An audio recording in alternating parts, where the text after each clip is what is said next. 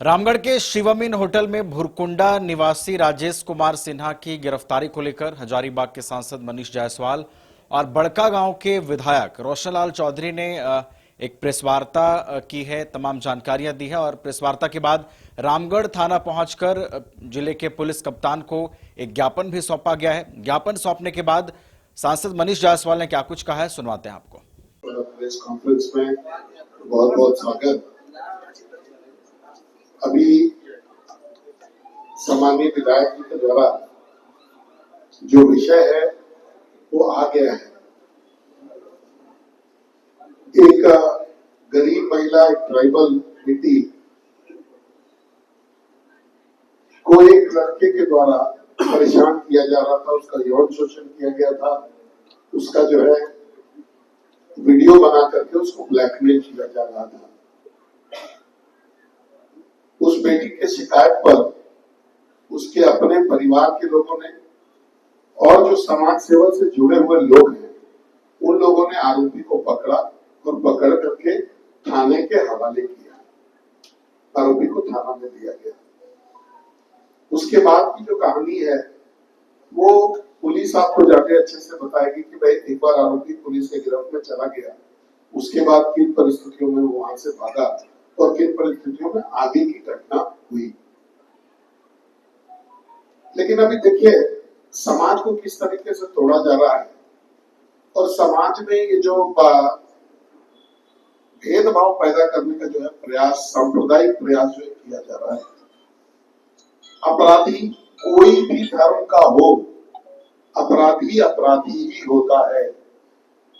इस केस में जो लड़की है वो ट्राइबल थी और जो लड़का है वो अल्पसंख्यक बिरादरी से आता था।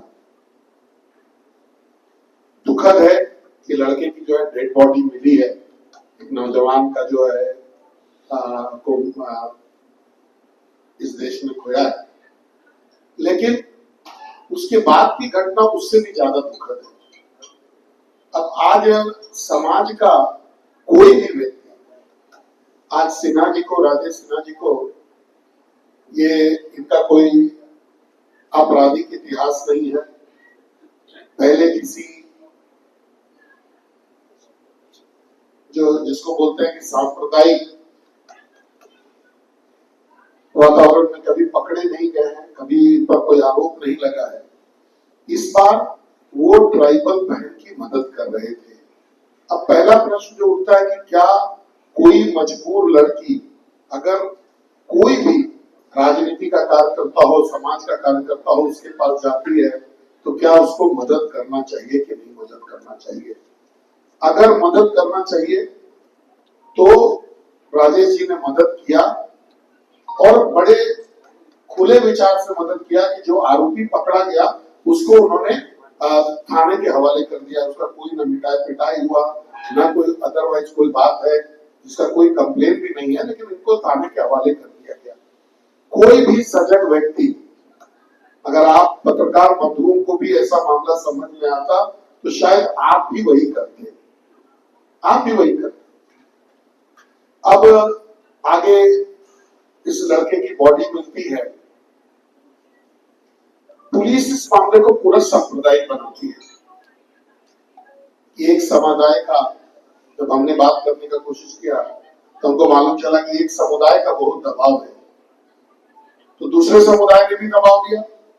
थाने पे घेराव हुआ, 1000 से ज्यादा लोग थाने के सामने में बैठे रहे और बिना कोई वैलिड कारण के राजेश सिन्हा जी को जो है जेल भेज दिया गया।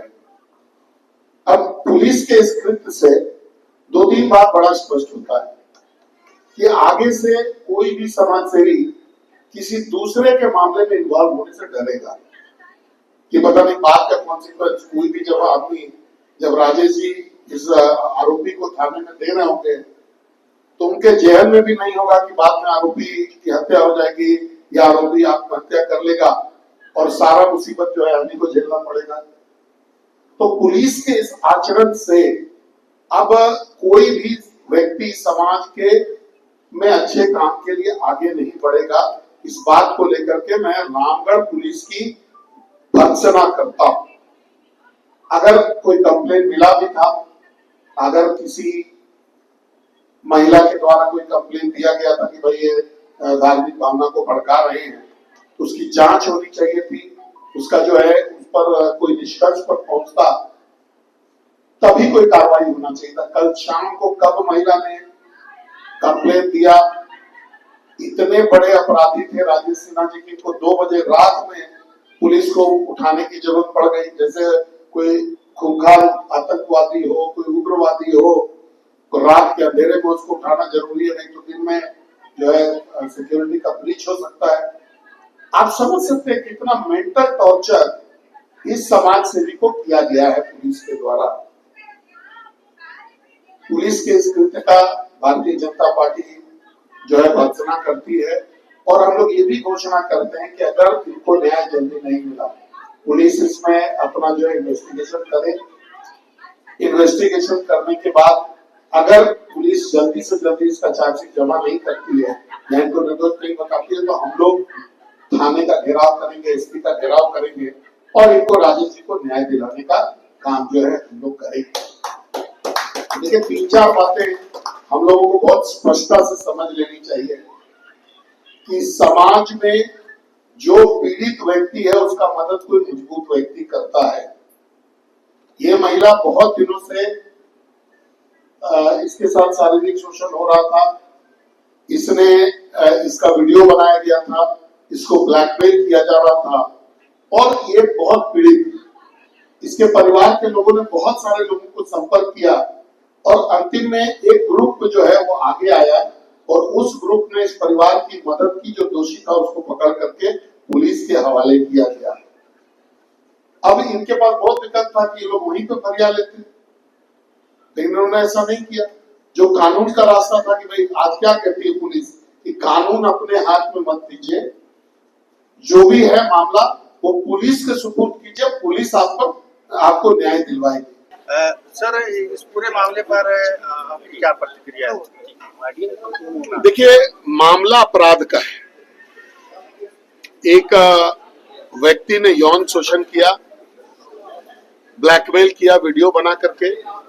जब अभियुक्त को पकड़ करके थाने में दिया गया, अभियुक्त की उसके बाद मौत हो जाती है, एक अभियुक्त की मौत हो जाती है।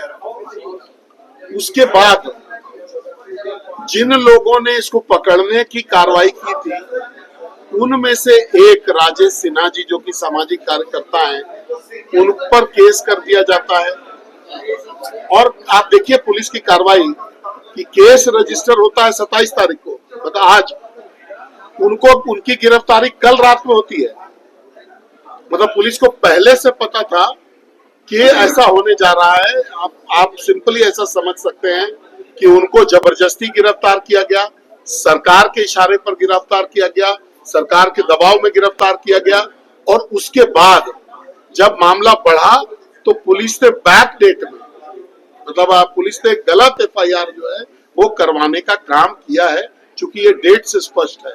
गिरफ्तारी 2 बजे रात में होती है, एक दिन पहले 26 की रात में, और एफआईआर उसका 27 को होता है। ये अपने आप में एक बहुत बड़ा मामला है। हम लोग अभी मांग करेंगे कि भाई इस मामले का भी जांच किया जाए और दोषी पदाधिकारियों को, गलत गिरफ्तारी वाले दोषी पदाधिकारियों पर भी कार्रवाई की जाए, ये भी हम लोग मांग करेंगे। H2O City, higher quality of living, a project by Anshul Homes. Luxury 2 and 3 BHK flats with garden attached balcony. Amenities are valet parking, swimming pool, clubhouse, kids play area, badminton and basketball courts. Anshul Homes, H2O City. Biome है सिर्फ medical preparation का संस्थान। Biome बना फिर से एक बार रांची से NEET UG में सर्वश्रेष्ठ एवं सर्वाधिक रिजल्ट देने वाला संस्थान। 10th और 12th पास्ड स्टूडेंट्स के लिए नीट की क्लास जल्दी ही शुरू होने जा रहे हैं। Digital classroom, hitech library, individual doubt solving, updated study material, comfortable hostel facility और ट्रांसपोर्ट फैसिलिटी के साथ नीट क्रैक करने का सपना होगा और भी आसान। कॉल 7360066185 और visit Biome, circular road and Hinoo, Ranchi. शहर की भीड़ से बोर हो गए हो? तो चलिए आज नए वाइब में आपको लेके चलते हैं। जिसका नाम है वैदिक विलेज। एम्स पटना से 10 मिनट की दूरी पर नौबतपुर में स्थित ये सोसाइटी सिर्फ आपके लिए है। यहाँ पे मेन रोड 30 फीट की है, रिंग रोड 24 फीट की है और ब्रांच रोड 20 फीट की है। यहाँ मिलेगा आपको स्विमिंग पूल, जॉगिंग ट्रैक, मंदिर और 24/7 सिक्योरिटी कैमरा जैसी बेसिक एमिनिटीज। शांति और सुकून से भरा प्लॉट चाहिए तो सोचना बंद करो, अभी कॉल करो नीचे दिए हुए नंबर पे।